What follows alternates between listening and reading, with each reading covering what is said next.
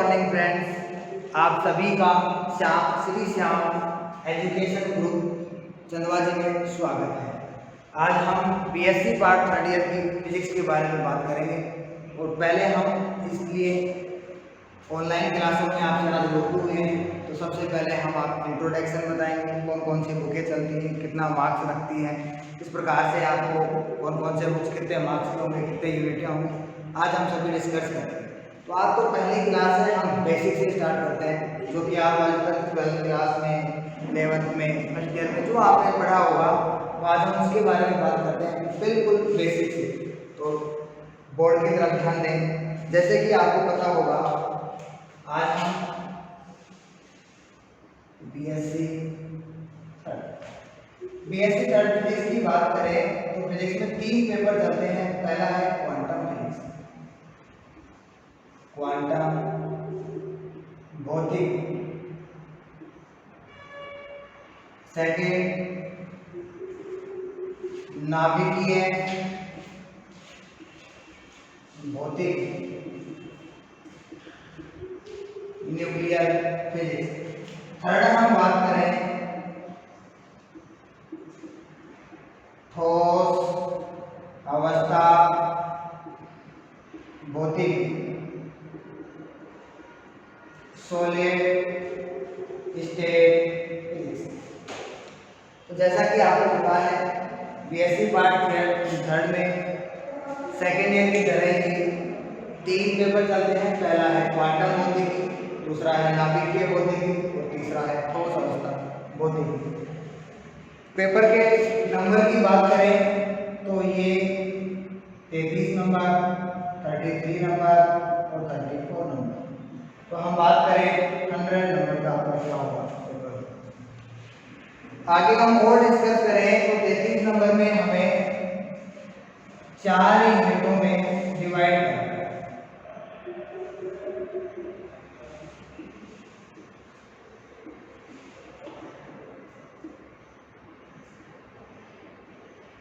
Four यूनिटों में क्या कर रखा है, डिवाइड कर रखा है। जैसा कि तुम्हें सबको पता होगा कि प्रत्येक जो पेपर है वो 4 यूनिट्स में डिवाइड है। फिर 4 यूनिटों में भी जब पेपर स्टार्ट करते हैं तो आप देखते हैं कि 6 नंबर जो क्वेश्चन होते हैं वो सभी क्वेश्चन करने कंपलसरी होते हैं और 6 क्वेश्चन आते हैं। जैसे हम एक पैटर्न की बात करें या एक क्वांटम फिजिक्स के बारे में हम बात करें तो जैसे पेपर होगा तो 6 जो क्वेश्चन है, 6 जो क्वेश्चन है, प्रत्येक क्वेश्चन कितने नंबर का आता है, 1.5 नंबर। तो 9 नंबर का जो मेथड है आपके पास यहाँ पर क्लियर हो जाता है।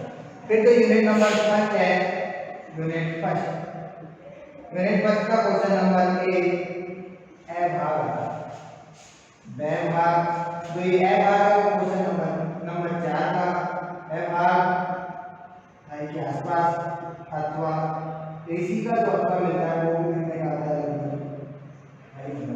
तो ध्यान रहे स्टूडेंट, ये बात आप अच्छे से ध्यान रख लें कि यूनिट में जो पहला क्वेश्चन है, पहले 6 क्वेश्चन कंपलसरी है और दूसरे यूनिट में जो पहला क्वेश्चन है वो भी कंपलसरी है। इसके अलावा जो बी भाग है उसका क्या मिलेगा आपको, अथवा मिलेगा। तो ये कंफ्यूजन नहीं हो। वैसे आपने अभी BSc part second year 2 exam दे चुके हैं, तो आपको ये पता ही होगा कि ये अथवा वाला सिर्फ सेकंड पार्ट का आता है ना कि फर्स्ट पार्ट का। तो ये अच्छे से ध्यान रखना है। इसी प्रकार यूनिट सेकंड का आएगा, यूनिट थर्ड का आएगा, यूनिट 4 का आएगा। 4 यूनिट में क्या कर रखा है, डिवाइड कर रखा है। तो क्वांटम फिजिक्स सेम क्या होगा, नाभिकीय फिजिक्स, उसके बाद सेम क्या होगा, solid state physics.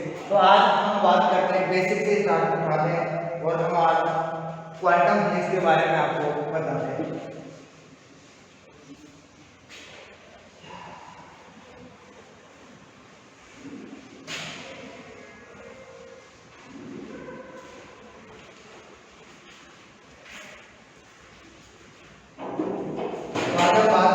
Quantum physics की तो पहली बात, क्वांटम फिजिक्स का उद्भव कहां से है।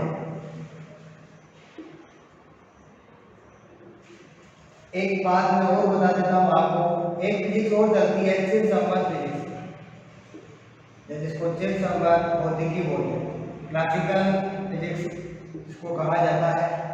पहले क्या था, चिरसम्मत फिजिक्स 1900 तक बोला जाता था, अर्थात ये कहें कि प्राचीन काल से फिजिक्स के जो भी हैं नियम बनाए जा रहे हैं, तो 1900 से पहले जो भी फिजिक्स थी वो किस में शामिल है, चिरसमक भौतिकी में, या फिर ये कहा जाए क्लासिकल फिजिक्स में।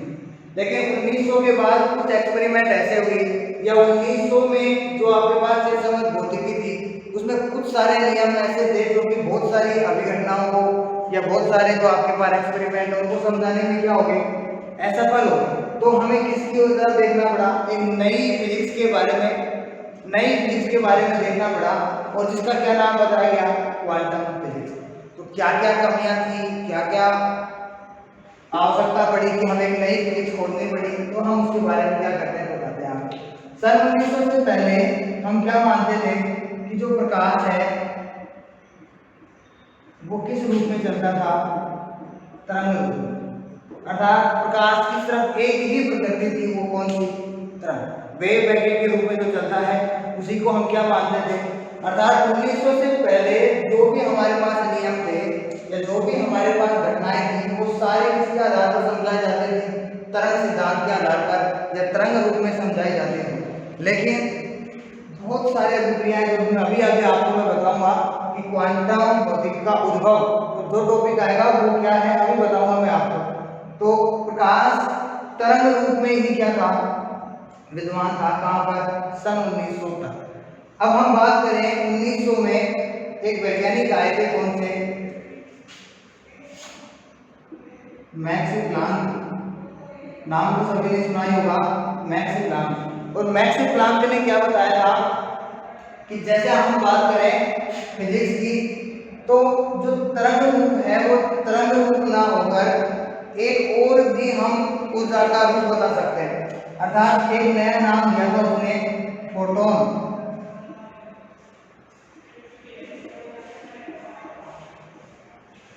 तो ऊर्जा का जो नया रूप बताया उसने, फोटोन बताया। अब मैं आपको बताता हूँ कि प्रकाश तरंग रूप में कहाँ कहाँ विद्यमान था। जैसे कि आपने पढ़ा होगा बीएससी पार्ट फर्स्ट ईयर में ऑप्टिक्स ग्रुप पढ़ी थी, तो ऑप्टिक्स ग्रुप में आपने तरंग के बारे में पढ़ा था, वहाँ तरंगाग्र के बारे में पढ़ा था। तो वहाँ एक लाइन चलती थी कि जो प्रकाश की तीव्रता है या ऊर्जा मान लो कि जो प्रकाश की जो ऊर्जा है वो तीव्रता के आयाम की स्क्वायर के समानुपाती होती है। अब ये बात यहाँ तक तो ठीक थी, लेकिन एक एक्सपेरिमेंट प्रकाश जो प्रभाव मान लो, कृष्णिका विकिरण मान लो, जो अभी आपको पढ़ा हुआ जो हमारे सिलेबस में भी है, कि जैसे प्रकाश का प्रभाव आपको देखा होगा, आपने सुना भी होगा कि जब किसी मेटल पर प्रकाश आपतित कराया जाता है तो उससे क्या करते हैं, इलेक्ट्रॉन उत्सर्जित होते हैं। जैसे ही इलेक्ट्रॉन उत्सर्जित होते हैं तो धारा प्रवाहित होती है। सीधा सी बात है कि अगर प्रकाश जैसे ही आपतित होगा तो उस पृष्ठ से, धातु के पृष्ठ से क्या होंगे, इलेक्ट्रॉन बाहर की तरफ निकलेंगे। लेकिन सबसे पहली बात ये आई कि किसी भी प्रकार का प्रकाश डाल दें जिससे कि वो क्या करें, इलेक्ट्रॉन बाहर निकल जाए। तो ये बेसिक सा मुद्दा था कि बेसिक मुद्दा ये था कि जैसे मान लो मैंने ये कोई मेटल ली और इस मेटल पर मैंने कोई प्रकाश डाला, तो जैसे ही प्रकाश डाला तो इलेक्ट्रॉन क्या हो गए, इमर्ज हो गए, अर्थात उत्सर्जित हो गए, करंट फ्लो हो जाएगी, सर्किट में हम लगाएंगे। लेकिन एक बात बताओ, ये अगर ये प्रकाश कम तीव्रता का भी हो सकता है, ज्यादा तीव्रता का भी हो सकता है, उससे ज्यादा भी हो सकता है, तो क्या प्रत्येक प्रकाश की तीव्रता पर इलेक्ट्रॉन निकालना संभव है? ये एक बात बहुत ज्यादा दिक्कत करी। उसमें हमें समझाने को मिला कि प्रत्येक जो तीव्रता है उसके ऊपर हम इलेक्ट्रॉन नहीं निकाल सकते। हमें इलेक्ट्रॉन निकालने के लिए एक निश्चित फ्रीक्वेंसी की आवश्यकता होती है। अर्थात चाहे आप तीव्रता को कितनी ही बढ़ा लें, लेकिन यदि आपने निश्चित आवृत्ति नहीं दी है तो धातु के पृष्ठ से इलेक्ट्रॉन एमर्ज नहीं होंगे या उत्सर्जित नहीं होंगे। लेकिन वो निश्चित आवृत्ति क्या है, उस निश्चित आवृत्ति को नाम दिया गया क्या, देहली आवृत्ति। नाम सुना होगा, थेरेसोल्ट एनर्जी फ्रीक्वेंसी होती है, उसको बोलते हैं क्या, देहली आवृत्ति। तो देहली आवृत्ति क्या है, प्रत्येक धातु के लिए एक अलग अलग प्रकार का मान दर्शाती है। जैसे मान लो कोई चीज है, अलग अलग धातुओं के लिए अलग अलग क्या करेगा, ये मान दर्शाएगा। तो प्रकाश की तीव्रता आप कितनी भी बढ़ा दें, प्रकाश की तीव्रता आप कितनी भी बढ़ा दें, लेकिन यदि आवृत्ति देहली आवृत्ति से कम है तो एक भी इलेक्ट्रॉन क्या नहीं होंगे, उत्सर्जित नहीं होंगे। और जबकि हमें तरंग रूप में क्या पढ़ाया गया था कि जैसे जैसे हम अगर किसी पदार्थ के प्रकाश की तीव्रता को बढ़ाते हैं तो जैसे तीव्रता बढ़ाएंगे तो क्या होगा, ऊर्जा बढ़ेगी, और ऊर्जा बढ़ेगी इसका मतलब इलेक्ट्रॉन बाहर निकलने चाहिए, लेकिन ये क्या हुआ, लिखा है। तो ये क्या है, प्रकाश विद्युत प्रभाव को समझाने में क्या हो गया, असफल हो गया। कौन हो गया, चिरसमन फिजिक्स। किसको असफल हुआ समझाने में, प्रकाश विद्युत प्रभाव, फोटो इलेक्ट्रिक इफेक्ट। असफलता लिख देता हूँ ऊपर,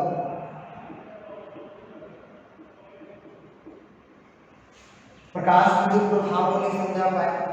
नंबर 2, नाम सुना होगा आपने, कृष्णिका विकिरण, ब्लैक बॉडी रेडिएशन के बारे में नाम सुना होगा आपने। तो अब हम स्टार्ट करेंगे पहले ब्लैक बॉडी रेडिएशन के बारे में, फिर इसमें क्या क्या प्रॉब्लम आई, उसको किस प्रकार से क्वांटम फिजिक्स ने समझाया। तो ये तो था एक दैनिक जीवन जो आपको पता होना चाहिए कि सन 1900 से पहले जो फिजिक्स चलती थी उसको क्या बोला जाता था, क्लासिकल फिजिक्स बोला जाता था। उसके बाद जो फिजिक्स आई उसको क्या बोला गया, क्वांटम फिजिक्स बोला गया। क्यों बोला गया है, क्यों खोजा गया, वो दोबारा से सुन लो, क्योंकि बहुत सारे नियम या बहुत सारी अभिक्रियाएं ऐसे आ गए थे जिनको क्लासिकल फिजिक्स नहीं समझा पाई, जैसे प्रकाश विद्युत प्रभाव है, कृष्णिका विकिरण है, क्वांटम प्रभाव। इनको समझाने में फिर समझ भौतिकी क्या हो गई, असफल हो गई। तो हमें किसका निर्माण करना पड़ा, एक नई फिजिक्स का, और उसको क्या बोला गया, क्वांटम फिजिक्स बोला गया। क्यों बोला गया क्वांटम फिजिक्स को मैं बताता हूँ। ये जो आप असफलता हो गई उसके बाद वैज्ञानिक आया था कौन सा, मैक्स प्लांक।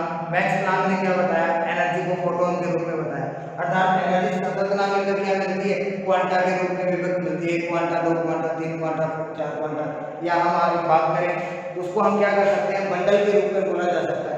जबकि चिरसमन फिजिक्स में हमें क्या बताया गया था कि ऊर्जा क्या होगी, तीव्रता देंगे तो लगातार ऊर्जा का क्या होगा, इंक्रीमेंट होगा। लेकिन मैक्स प्लांक ने क्या बताया कि ऊर्जा सतत ना होकर क्या होती है, बटी हुई होती है, अर्थात डिस्ट्रीब्यूट होगी, 1 क्वांटा के रूप में, 2 क्वांटा के रूप में। तो मैक्स प्लांक ने जो एनर्जी का फॉर्मूला दिया था वो दिया था T बराबर h न्यू, न्यू आवर्ती, और h क्या है, प्लांक कांस्टेंट, प्लांक नियतांक। ये ऊर्जा न्यू आवर्ती और h क्या है, प्लांक कांस्टेंट, इसकी वैल्यू 6.26 × 10⁻⁴ जूल इंटू सेकेंड होता है।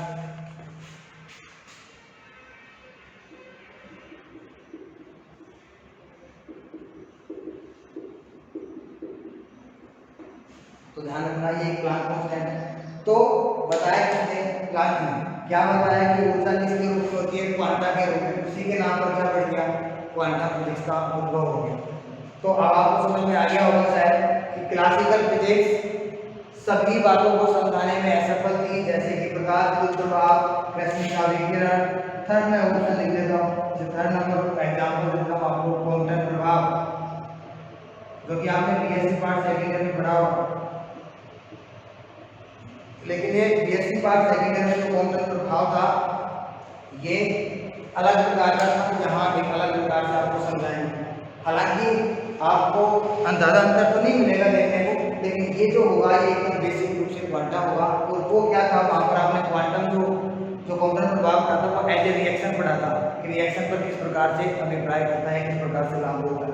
तो चिरसमन फिजिक्स प्रकाश विद्युत प्रभाव, कृष्णिका विकिरण, क्वांटम प्रभाव को नहीं समझा पाया।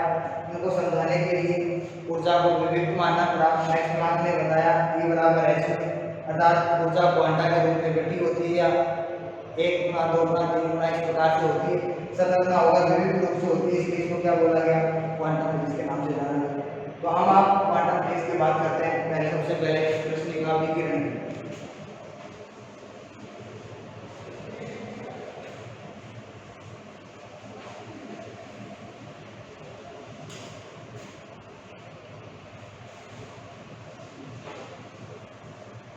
यदि किसी के मन में ये डाउट हो कि क्लासिकल फिजिक्स की ऐसा बताएं सर और बताएं, तो कोई बड़ी बात नहीं है, और भी बताई जा सकती है, लेकिन हमें इसका बेसिक सा नॉलेज होना चाहिए कि हाँ कि इस प्रकार से फैल हो गया, उस प्रकार से क्या हो गया लागू।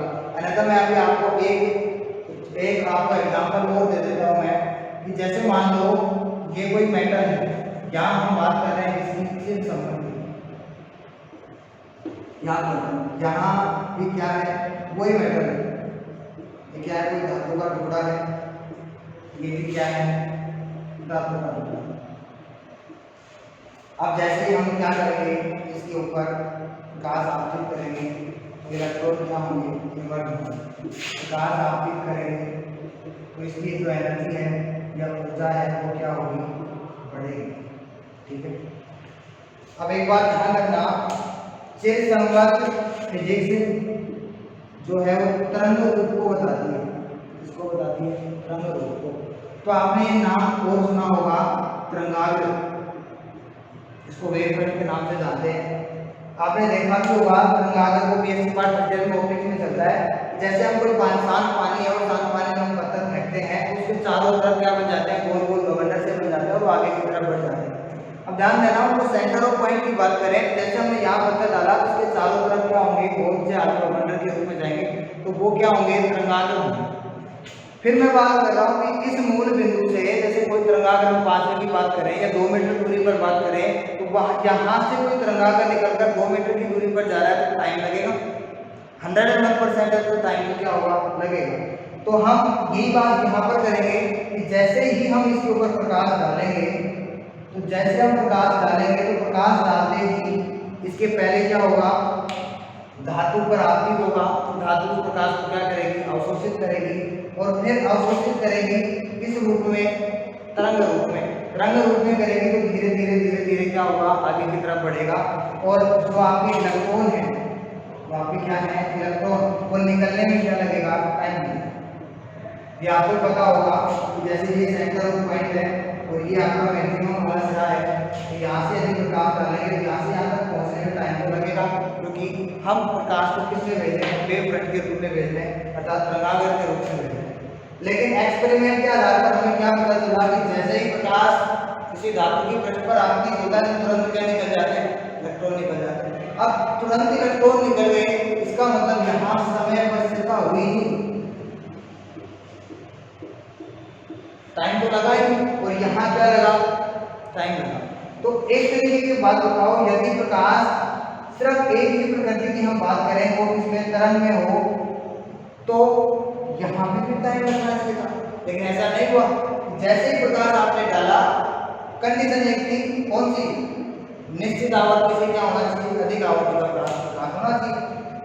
जैसे निश्चित आवृत्ति से अधिक आवृत्ति का प्रकाश डाला तो हमें क्या हुआ, इलेक्ट्रॉन बाहर निकल गए बिना समय पर स्थिरता के, और यहाँ क्या होना चाहिए, समय लगना चाहिए। तो ये एक बेसिक सा मतलब और है, आप इसमें और भी देख सकते हैं। तो अब हम स्टार्ट करते हैं कौन सा, कृष्णिका, ठीक है, ब्लैक बॉडी की रेडिएशन।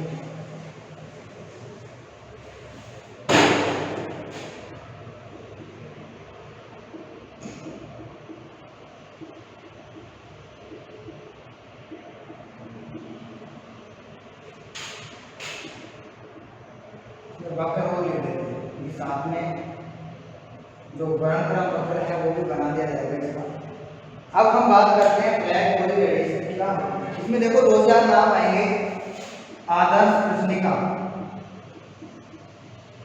क्या आएगा, आदर्श कृष्णिका, आइडियल जो आपके पास ब्लैक बॉडी होगी उसके बारे में। तो मैं पहले ही बता देता हूँ, जो आदर्श कृष्णिका वो होती है जो सभी प्रकार के प्रकाशों को क्या करे, अवशोषित करे। ये तो मैं बता रहा हूँ, वो में तो आपको यही मिलेगा कि उसकी अवशोषण की इकाई क्या होनी चाहिए, एक होनी चाहिए। लेकिन आप ये माने कि आदर्श कृष्णिका वो होगी जो सभी प्रकार के जो आपके पास प्रकाश है सभी को क्या कर ले, अवशोषित कर ले।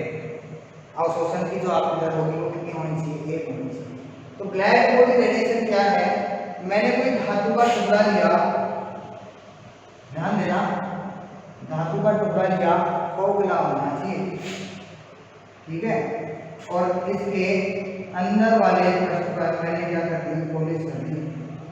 ये देखो पॉलिश में एक वर्ड ऐसा बोल रहा हूँ, इसलिए ये पॉलिश आदर्श कृष्णिका बनाने के लिए। एग्जाम्पल आप ऐसे भी ले सकते हो, धातु का टुकड़ा बोल सकते हो, बोलने में कोई आपत्ति नहीं है, लेकिन आदर्श कृष्णिका बनाने के लिए मैंने क्या कर दिया, इसको एक तरीके से पॉलिश कर दी। तो अब ये क्या बन गई, एक तरीके का ब्लैक बॉडी रेडिएशन या आइडियल जो आप बोल सकते हो, ब्लैक बॉडी को बन गया।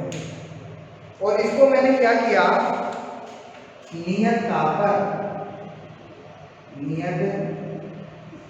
पर गर्म किया। अब नियत ताप आप कितना भी ले सकते हो, वो आपके ऊपर डिपेंड करता है। नियत ताप पर मैंने क्या किया, इस धातु के टुकड़े को या आदर्श कृष्णिका को क्या किया, गर्म किया।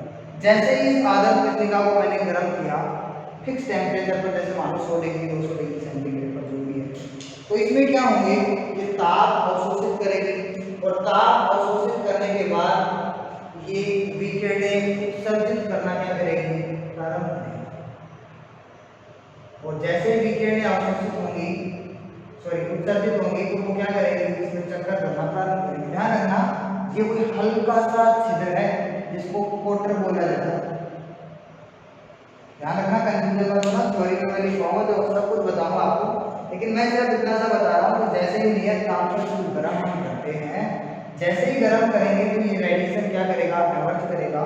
तो ये रेडिएशन क्या करेंगी, इस ब्लैक बॉडी में घूमना स्टार्ट करेंगे और कोई रेडिएशन बाहर भी निकलेंगे, 100% बाहर निकलेंगे। इस रेडिएशन में लैम्डा बराबर 0 से लैम्डा बराबर, लैम्डा जानते हो ना, तरंगदैर्घ्य।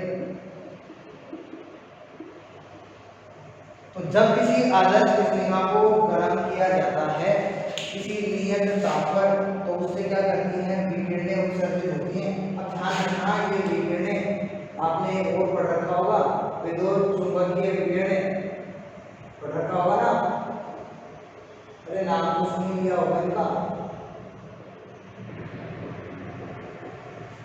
विद्युत चुंबकीय विकिरण। तो इसमें क्या होंगी, विद्युत चुंबकीय विकिरणें निकलना प्रारंभ होंगी। जैसे इससे बाहर निकलेंगी तो विद्युत चुंबकीय विकिरणों में भी जो वेवलेंथ है वो अलग अलग प्रकार की पाई जाएगी।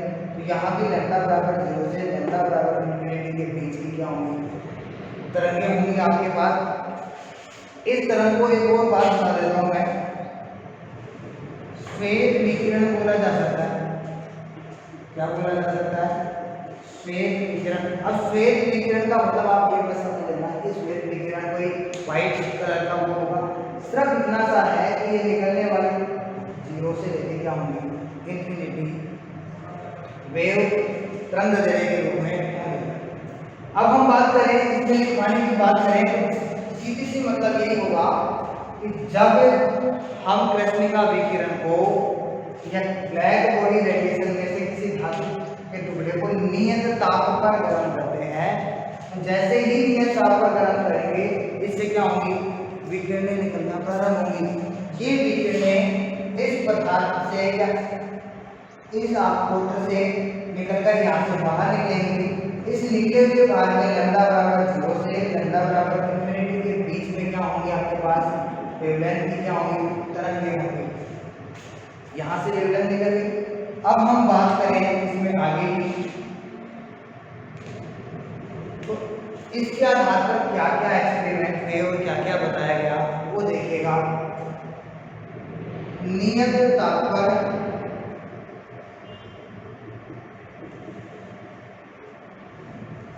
जब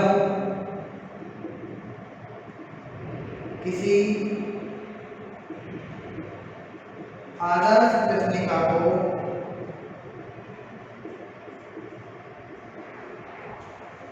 गर्म किया जाता है, गर्म किया जाता है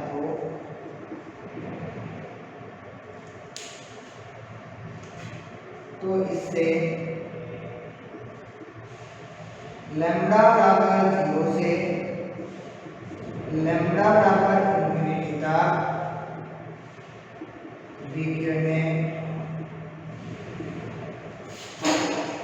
बाहर निकलती हैं।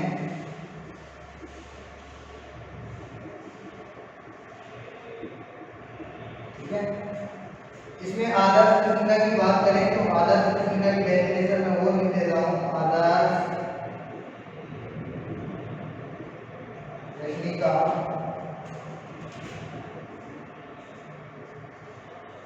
तो आदर्श कृष्णिका क्या है, ऐसा पदार्थ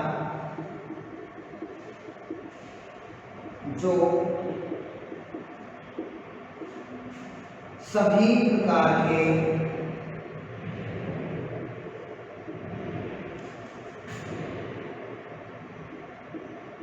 तरंगों को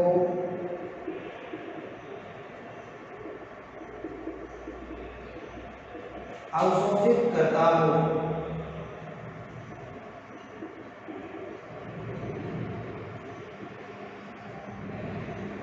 या जिसका अवशोषण गुणांक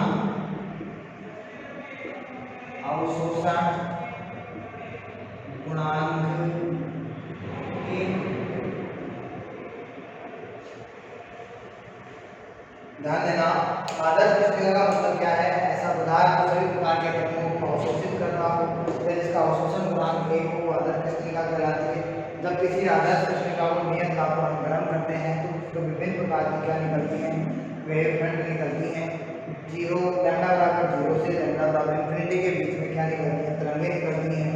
अब इन तरंगों के रूप में या फिर हम ये कहें कृष्णिका विकिरण से क्या निष्कर्ष निकाले गए, तो वो निष्कर्ष हम अब लिखेंगे हमारे नए टॉपिक में। तो एक बार आप इसको स्क्रीनशॉट ले सकते हैं।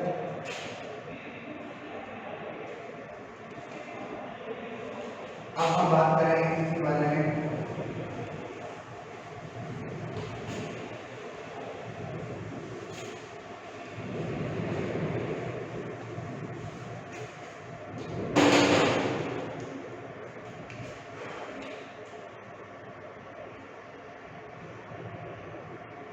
कृष्णिका विकिरण वर्णक्रम वक्र से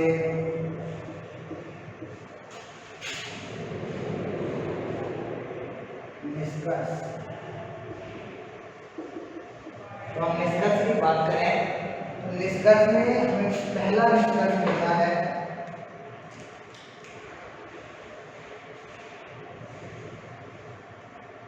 जो फर्स्ट निष्कर्ष निकल के आया वो क्या था? वो देखिएगा,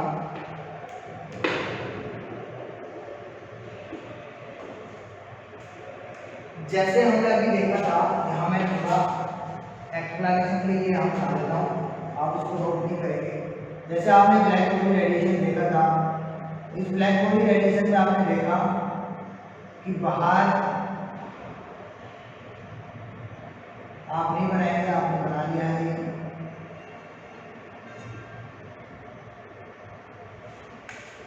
तो ये जो आपके पास वेवलेंथ है ये बाहर निकलने की इससे लेकर लैम्डा बराबर 0 से लैम्डा बराबर लगातार ये उत्सर्जित होंगी। तो पहला निष्कर्ष ये था कि जो विद्युत चुंबकीय तरंगें थी, जो सीधा लिख देता हूँ मैं कि जो विकिरण है उनका जो ऊर्जा है क्या मिलती है? सतत रूप से प्राप्त होती है। विकिरण की ऊर्जा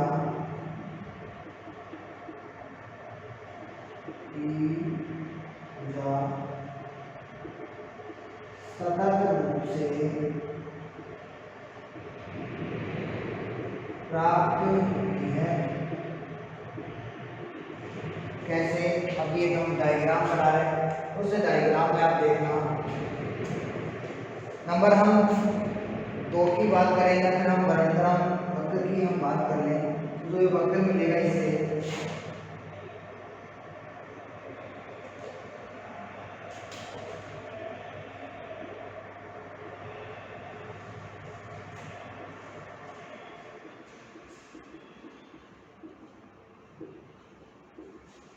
तरंग करें तो ये क्या है? ऊर्जा। तो जब हम इसकी बात करें तो ये कुछ इस प्रकार से हमें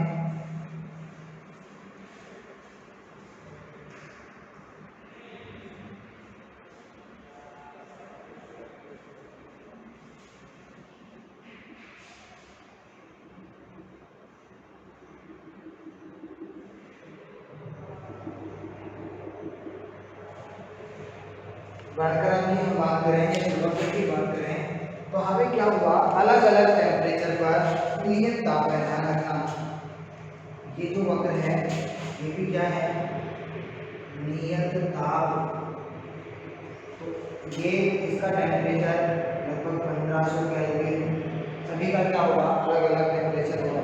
जैसे हम बात करें तो यहाँ से जैसे हम बात करें ऊर्जा की वेवलेंथ, तो लगातार हमें ऊर्जा वक्र क्या मिल रहा है, सतत प्राप्त हो रहा है। अर्थात ऊर्जा हमें कहीं भी घटी हुई दिखाई नहीं दे रही थी, लगातार ऊर्जा का क्या हो रहा है आगे की तरफ, जैसे हम उसको ताप देंगे ऊर्जा वक्र क्या होगा, बढ़ा हुआ जा रहा है। नंबर हम 2 की बात करें तो नंबर 2 हम बात करें तो एनर्जी पहले लगातार क्या होगी, इंक्रीमेंट, और उसके बाद क्या होती है, नीचे की तरफ ड्रॉप जाता है। वो वक्र से सीधा सा स्पष्ट है कि पहले क्या होगा, नियत ताप पर जो आपकी ऊर्जा है वो पहले मैक्सिमम तक पहुंचेगी और उसके बाद क्या होगी, घटता हुआ मान चला जाएगा। तो नियत ताप पर नंबर 2 जो मैं आपको लिख रहा हूं, नियत ताप पर ऊर्जा एक अधिकतम मान तक बढ़ती है, एक अधिकतम मान तक बढ़ती है, उसके बाद मान घटता हुआ चला जाता है।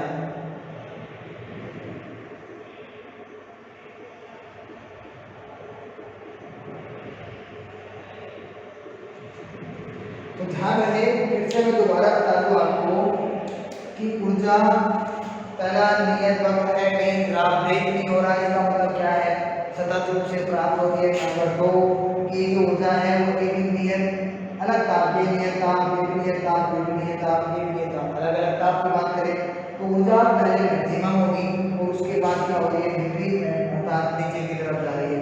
तो नियत ताप पहले ऊर्जा अधिकतम मान तक बढ़ेगी, उसके बाद क्या होगा, डिक्रीजमेंट होगा। अब हम नंबर 3 की बात करें तो जो नंबर 3 है वो मैं आपको दोबारा से बता दे रहा हूँ, अच्छे से सुनेंगे, ये बहुत इंपॉर्टेंट बिंदु है कि जो आपके पास ऊर्जा है, ये आपको ऊर्जा, ये ऊर्जा तरंग के सापेक्ष क्या है, वक्र है। तो हम पहले आप उसका स्क्रीनशॉट ले लें, दोबारा इसको उतार लें।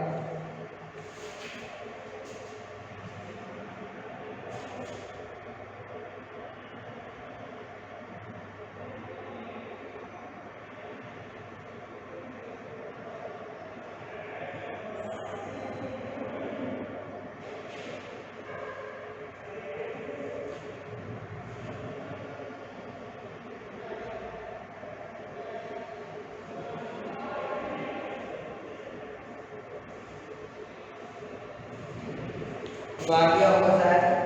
अब हम बात करें नंबर 3,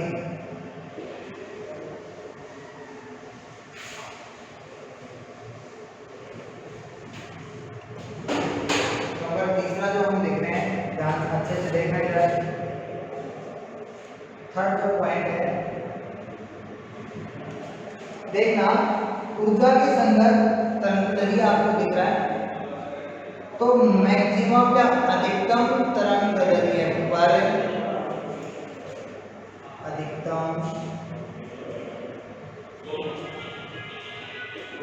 तरंग दैर्घ्य पर, अधिकतम तरंग दैर्घ्य को लिखा जा सकता है lambda maximum, lambda wavelength m maximum को बता रहा है। तो अधिकतम तरंग दैर्घ्य पर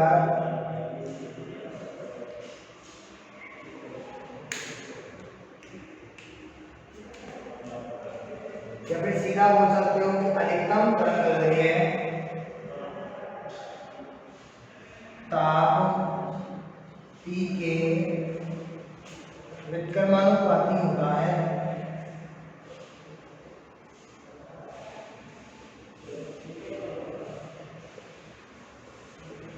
व्युत्क्रमानुपाती की बात करें तो लैम्डा एम समानुपाती होता है,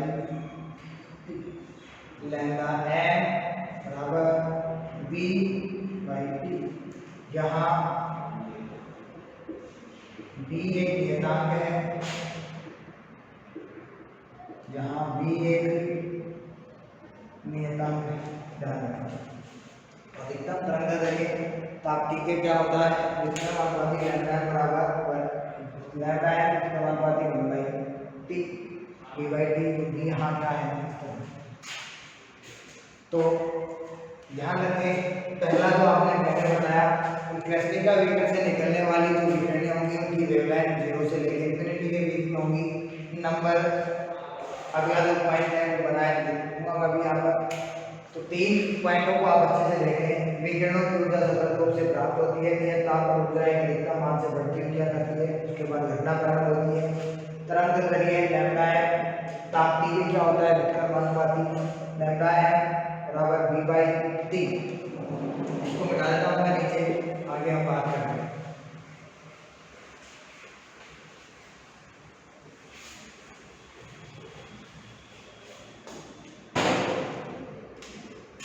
lambda n T equal B। Question number 1, इसे B का विस्थापन नियम कहते हैं।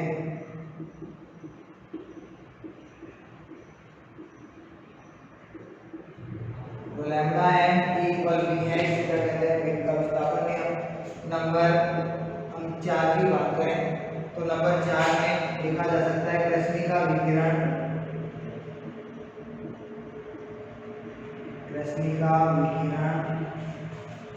में तरंग दैर्घ्य लैम्ब्डा बराबर 0 से लैम्ब्डा बराबर इंफिनिटी तक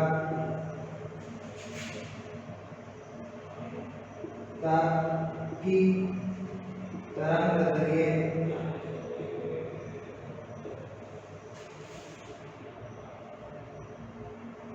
होती है। ठीक है, तो एक बार अच्छे से दोबारा से बता देता हूँ कि जो कृष्णिका विकिरण है लैम्ब्डा बराबर 0 से लैम्ब्डा बराबर इंफिनिटी तक की तरंग दैर्घ्य क्या होगी, उसमें तरंग दैर्घ्य विद्यमान होगी लैम्ब्डा है एन टी बराबर B क्या होता है, B का विस्थापन का नियम। तो